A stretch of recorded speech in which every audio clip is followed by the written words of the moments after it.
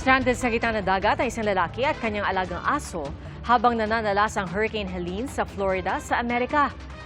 Pinapasok na noon ng tubig ang kanilang bangka. Nasagip sila at isinakay sa helicopter.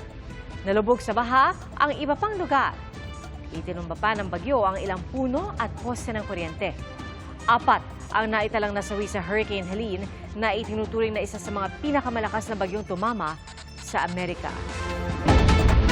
Ang biyaheng Llano del Norte at Misamis Occidental na dati inaabot ng mahigit 2 oras, magiging 7 minuto na lang.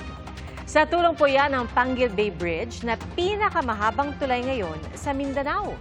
3.17 kilometers ang haba ng tulay na tumatawid sa Panguil Bay at kinokonekta ang Tubod Llano del Norte at Tangub City, Misamis Occidental. Itinayo po ito sa tulong ng mahigit 8 bilyong pisong pautang at teknolohiya galing South Korea. Pinangunahan ni Pangulong Bongbong Marcos ang pagpapasinaya sa tulay na inaasahan daw niyang makatutulong sa pag-unlad ng Mindanao.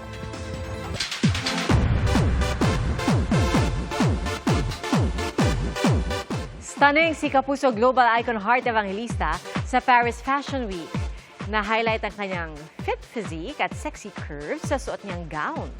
Sa parehong fashion show, spotted din ang isa pang showbiz personality na si Kylie Jenner na rumampa rin sa red carpet.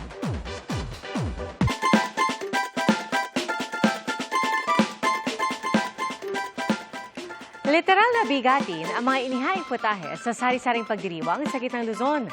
Sa Pampanga, nagpabusog ang higanteng sizzling plate. Ating saksihan.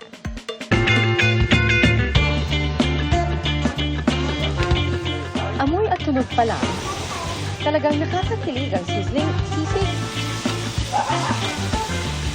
Hindi lang bida sa inuman, pati sa mga kainan at handaan.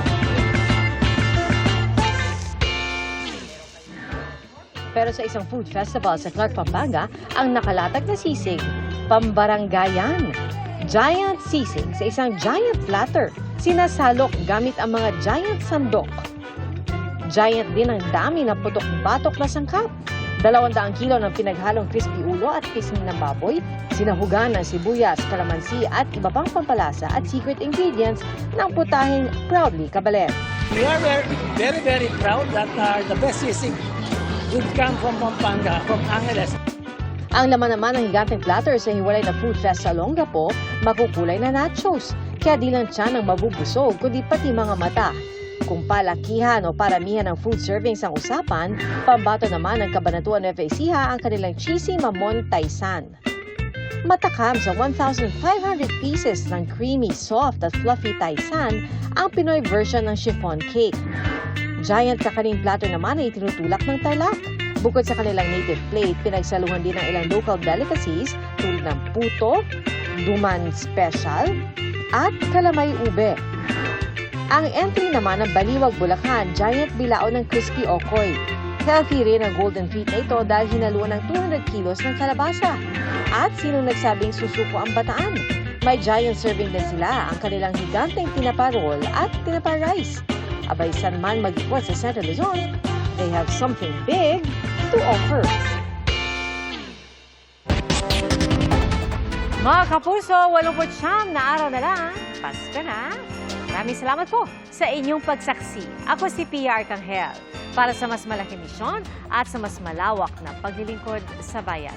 Mula sa GMA Integrated News, ang News Authority ng Filipino, hanggang sa Lunes, sama-sama tayong magiging saksi.